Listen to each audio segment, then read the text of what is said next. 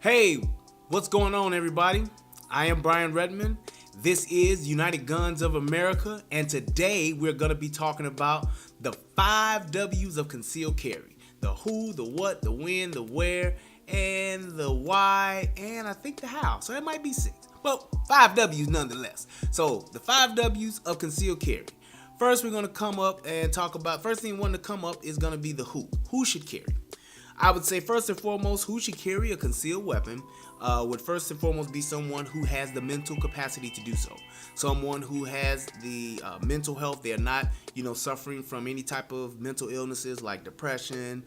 They're not suffering from bipolarism. They're not suffering from, anger management issues and all those type of things. If you're not suffering from any type of mental health issues, I think that that's one of the things that I would say that's somebody as to a who should carry a concealed firearm. Next in line with that, I would say would have to be the mental fortitude or the responsibility of knowing what carrying a concealed firearm means. And that's basically knowing that at some point or at any given moment, you may have to take a life. And that is a huge responsibility. That is not something to take lightly. To have that responsibility and to shoulder the responsibility of saying that at any given point in time, on any given day, I may be in a position to where I may have to take someone's life to save my own, to save a loved one, or to save someone else's whose life may be in danger.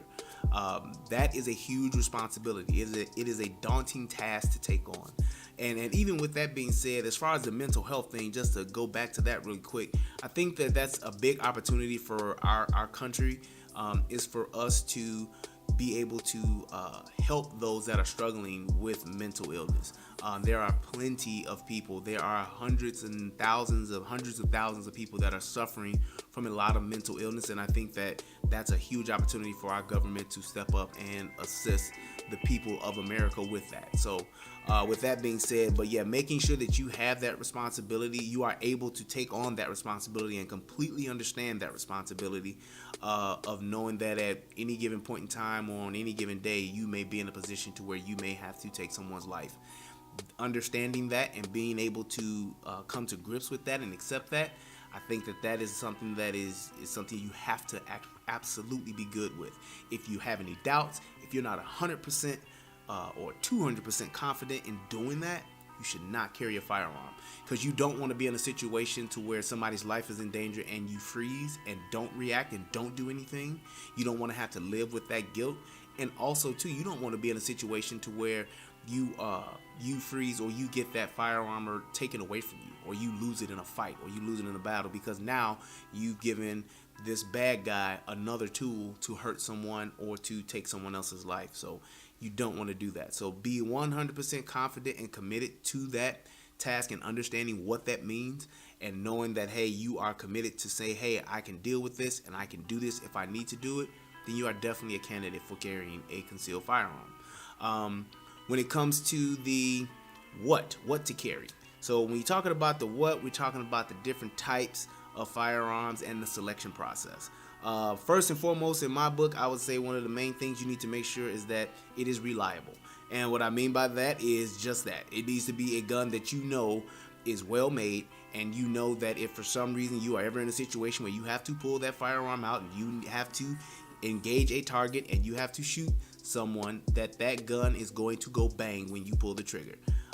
There are plenty of times where situations have happened where guns that are not very well made, when you pull that trigger, something doesn't work, something's broken, some pin has fallen out, or something has been bent, and that gun won't work. You don't ever want to be in a situation to where you first of all have to pull that firearm and pull that trigger and it doesn't work. So reliability is huge. Second would be feel. I would say the feel of a gun, and what I mean by that is when you pick that firearm up, how it feels in your hand. It should be comfortable. It should be something where you feel it's not cumbersome, it's not awkward. It feels literally like an extension of your hand. It feels like you have your finger gun or something like that. How natural and comfortable that feels. That's how that weapon should feel in your hand, and you should be able to manipulate that weapon with your one hand. You should be able to hit the slide release. You should be able to hit the safety if you have a thumb safety. You should be able to, of course, pull the trigger. You should be able to rest your finger on the slide comfortably. So just being able to have a good control, a good purchase, if you will, of that firearm when you have it in your hand, and it should feel good to you. You know when something feels awkward. Like if you hold a Desert Eagle in your hand, it's gonna feel like, holy, this is a big gun. You know what I'm saying? As opposed to holding like a Ruger LC9. You know what I'm saying? It's like that's gonna be something that's a lot smaller. So you can feel that difference. So just make sure that it's something that feels comfortable, doesn't feel heavy, it doesn't feel cumbersome in your hand, and I think you're good there. Caliber. Caliber is huge. People talk about and there are plenty of discussions about caliber. Whether they should use a 45, a 40, a 38, a 357, a 9mm, a 380, a 22. There are plenty of different ones. 10mm. They all talk about calibers. Which one is better? Which one is this? Which one is that? My personal opinion is going to be this. If you are a first-time gun owner, this is your first concealed carry weapon, I would recommend probably only 2 calibers. Either 9mm or a 380.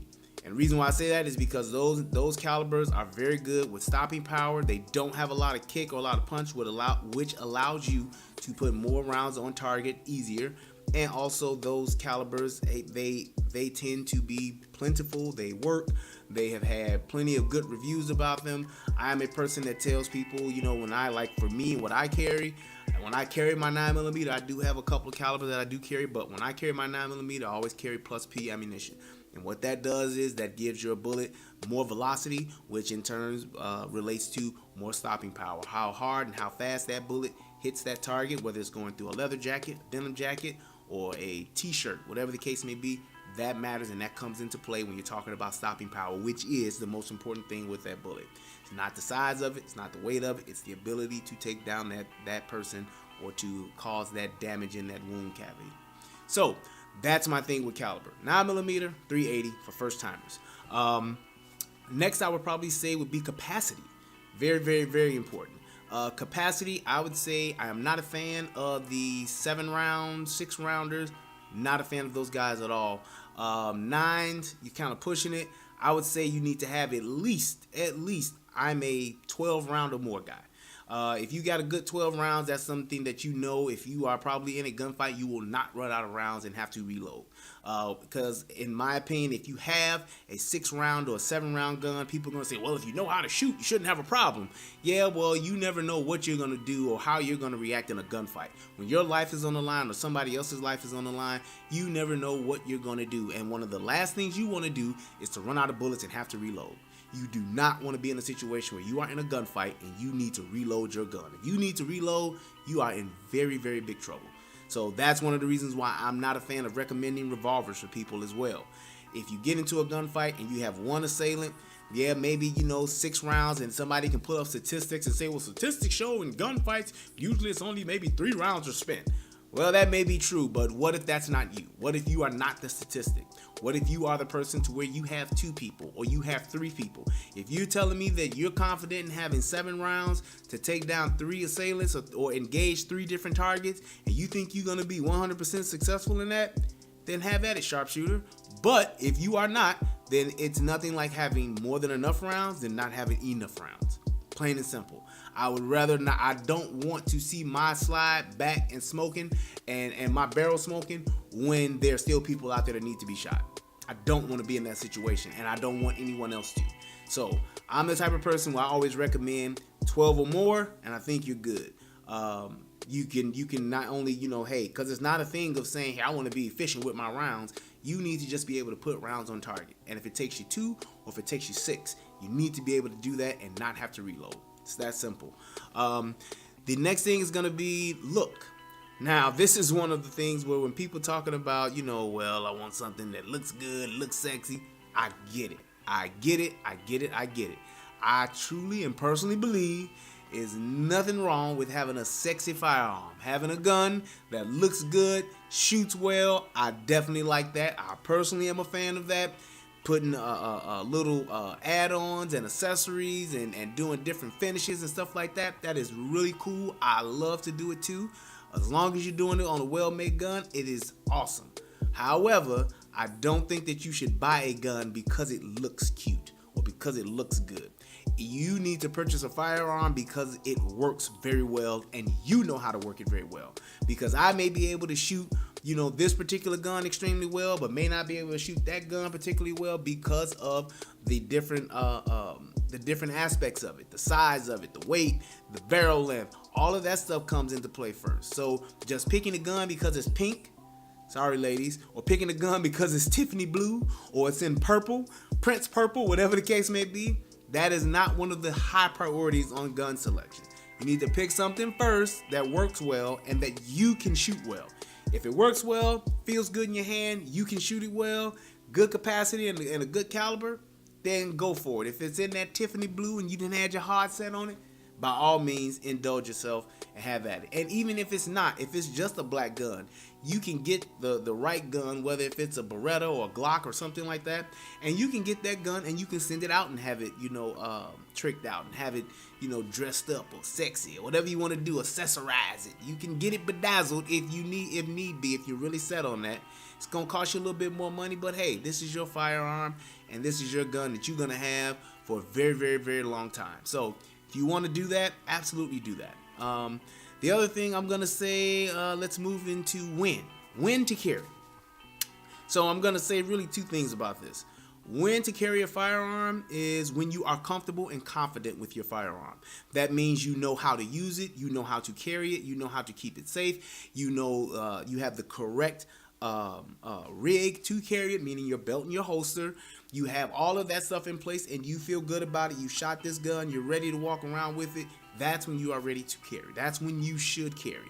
Not as soon as you get it, this your first gun, you done had it 2 days and now you got it in your back pocket, or you got it in the back of your belt, or you got it in the front part of your belt in your waist. You're not ready to do that. So once you've had some training on it, once you've shot it, you've gotten very comfortable with it, and you are confident with that gun, then you've done that. And the biggest thing about that is once you have completed a firearm safety and training course, that's when you are ready to carry your firearm. So once you have those things and taken that stuff into consideration, you've had your firearm safety training, you've had your firearm pistols course, you went through and had your class, you shot your gun, you put at least well over 200-300 rounds through it, and you feel good with it, absolutely you're ready to carry that firearm now. You've had the training and you're quite comfortable with the tool that you carry. So yes, do that. Where to carry? Where do you carry your gun? My personal philosophy is this: you carry your gun wherever you can. Wherever the law allows you to carry your gun, that's where you carry. I'm the person that says all the time, it's better to have it and not need it than to need it and not have it. So carry it wherever you can. The other thing too is make sure that you are very knowledgeable about the states that you carry it in. Going in and out of the states, knowing their laws, because every state, has different concealed carry laws. Most of them are the same. I hope that our government comes up with a uniform reciprocity across the nation where everybody can carry the same way in all 50 states, just like a driver's license. I hope that comes soon. But for right now, be responsible, because ignorance is no excuse for not knowing the law. Be responsible. Know the states that you're going into, and look. You can look online. You can literally Google the concealed carry gun laws in each state. Literally can do that. Very simple to do. So make sure that you do that, and you know how to carry, where you can carry, and what you can carry when you're in those different states. Definitely do that. Also, too, I would say moving along to why. Here's a good one. Why should you carry? Number one, because it's your right. And for those of you that want to have the responsibility and want to shoulder that responsibility, absolutely should. Two, because it could possibly be the tool that you use to save your life, someone you love, or someone that you know that whose life is in danger. That's what it is. And again, I always tell you, you don't want to be in a situation to where you need a gun and don't have a gun. In my opinion, I will always say this. I don't know who started saying it, but it is very, very true. The only thing that stops a bad guy with a gun is a good guy with a gun. The only thing that stops a bad girl with a gun is a good girl with a gun, or vice versa, however you want to spin it. The only thing that stops a bad person with a gun is a good person with a gun. You can do all of the laws that you want. You can come up with all of the restrictions that you want. If somebody has their mind hell-bent on doing something with a firearm, you can 3D print pretty much a firearm in today's world with technology and make you a gun, if you will. So having the restrictions, having the rules and all that stuff, I do believe there should be regulations. I do believe there should be a strenuous process, and there should be an age limit to where you can do that. But However, I don't think that just getting rid of guns is the answer.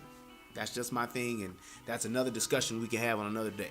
And last but not least, how to carry, or how do you carry? I would say this: you carry with the right mindset.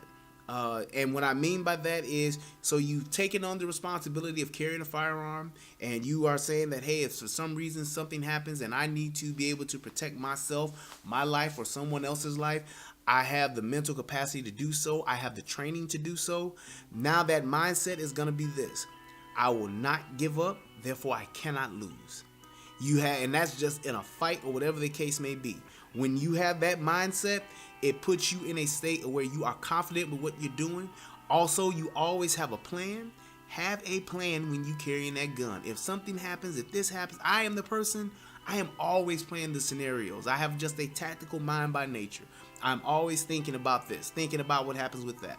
And even when I was in law enforcement, just being there, that was something that was taught to us. Always have a plan as to what you're going to do if something goes left. If the stuff hits the fan, what are you going to do? You know, because sometimes you may be in a situation to where pulling your gun is the wrong thing to do. Sometimes you may just need to be a very, very, very good witness. And other times you may have to go ahead and pull your firearm to go to work.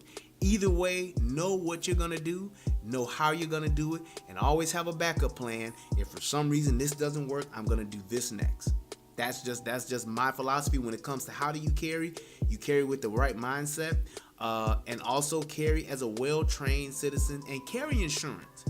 Get yourself some insurance to where if something does happen, you can say, hey, I'm covered, because at the end of the day, you can very well, and there are plenty of people who can attest to this, you can get in a gunfight and it could be a clean shoot to where you don't go to jail.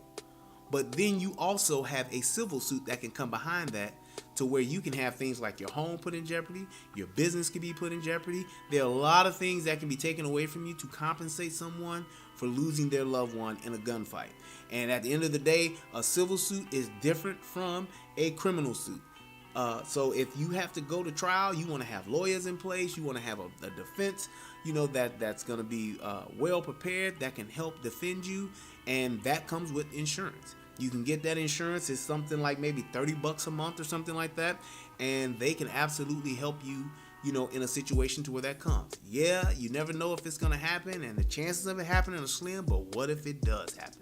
You need to be prepared to be able to defend yourself and to have a great defense behind you to help mitigate that issue. So, and also training. Train. Go to the range. Take a class.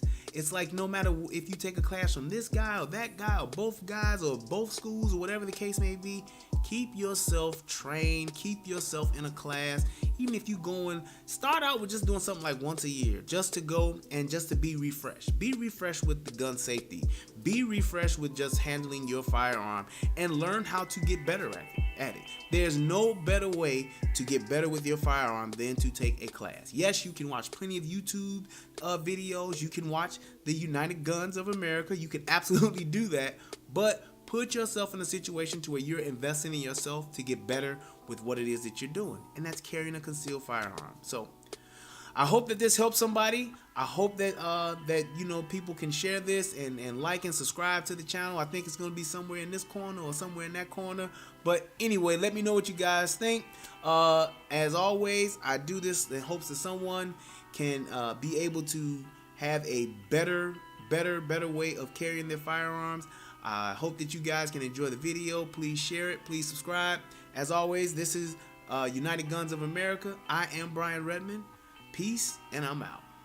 And remember, it's better to have it and not need it than to need it and not have it.